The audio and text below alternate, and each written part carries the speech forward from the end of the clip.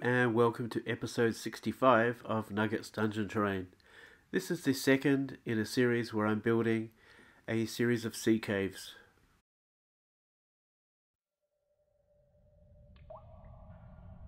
In a decision that I'm kind of regretting now, I started off with this square piece of foam.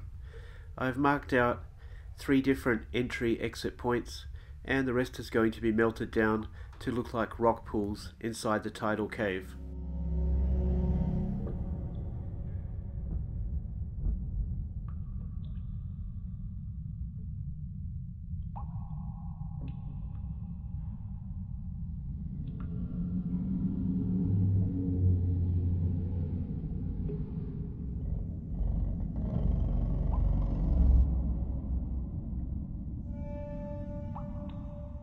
The areas that I'm marking with an X will be melted down to kind of a medium level, whereas the areas in the middle that I'm marking with an X and an O will be melted down just a little deeper.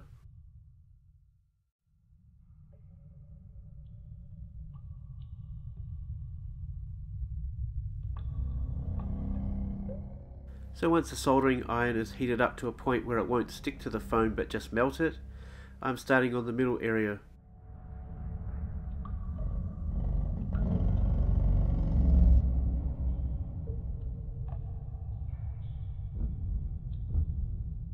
While I'm working away from the edges, I also need to make sure that as I'm going, I turn the piece around so that all of the burn marks don't run in the same direction.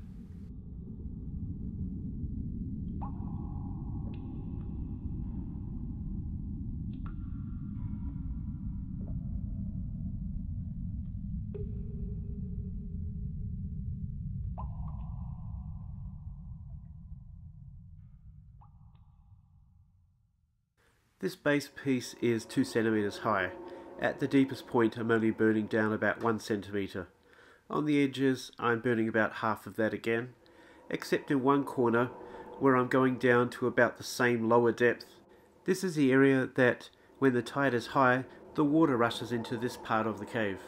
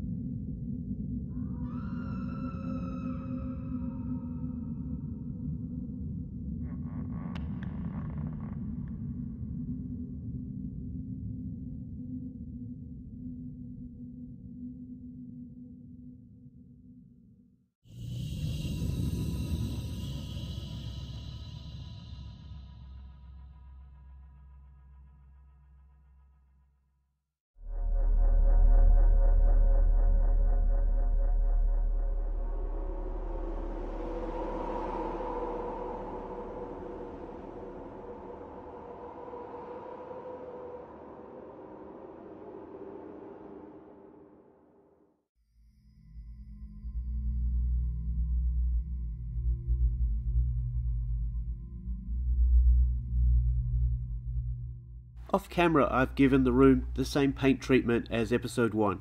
Next I want to add some seaweed. The room is not always underwater, but there's enough water going through on high tide to support sea plant life. Here I've taken another part of the aquarium plant from episode 1 and I'm breaking off the leaves.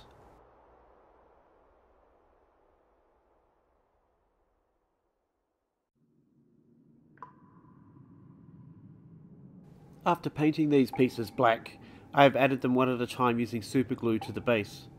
As I'm sticking them down, I'm trying to make sure that they maintain the same line as the contour of the ground. Because they're wet and flexible, they aren't going to stand up. Having scavenged this chest from an old terrain piece, I plan to put it near where the water comes into the cave. At some point, it's washed from a stash somewhere deep down inside the cave system.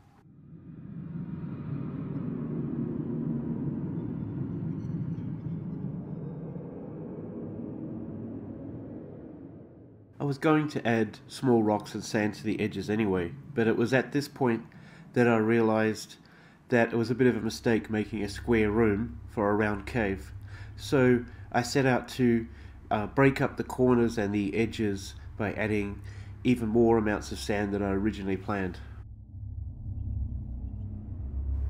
The sand, of course, is in there because it's a beach or sea location, and every time the high tide washes in, it brings a certain amount of sediment with it, which settles in some of the higher, less washed parts of the cave. Amongst this sediment, there will be other pieces of material that wash in, like pieces of plants and driftwood.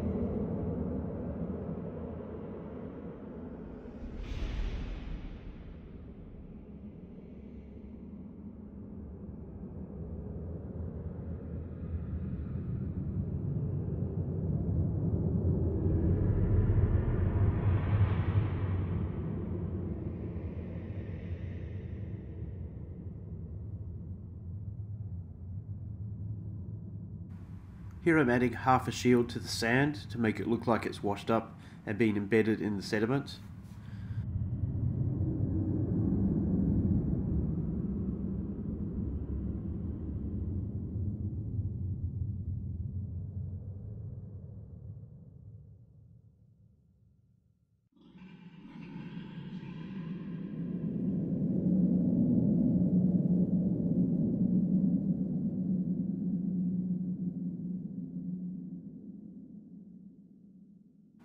And here the handle of a scythe. I used the blade for a trap in another project.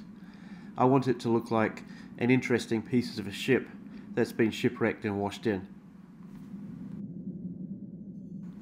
Then next to the treasure chest I added a couple of small gold gem effects.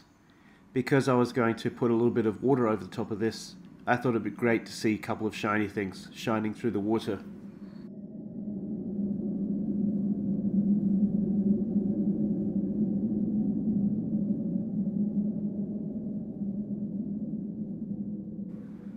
I wanted an overhanging rock outcrop to show that the water was entering in this section of the cave.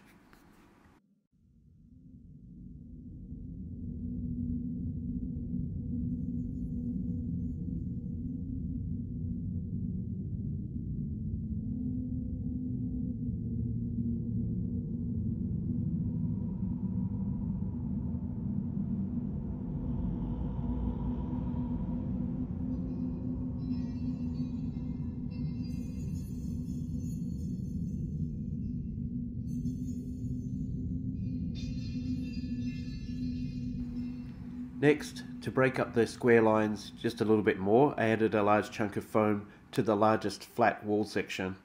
This would be melted down and made to look a little bit more natural But as you can imagine, it was at this point I was starting to make a note to myself not to make another square room for this project.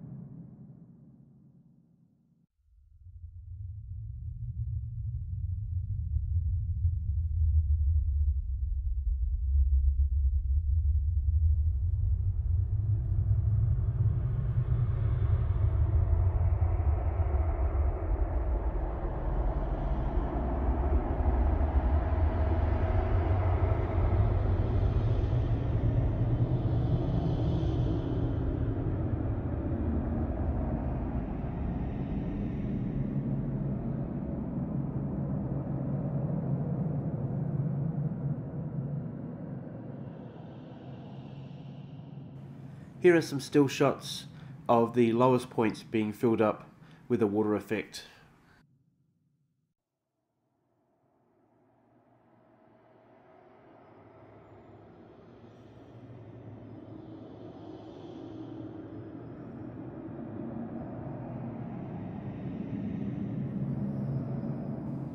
Finally, here's a look at some of the close-up elements.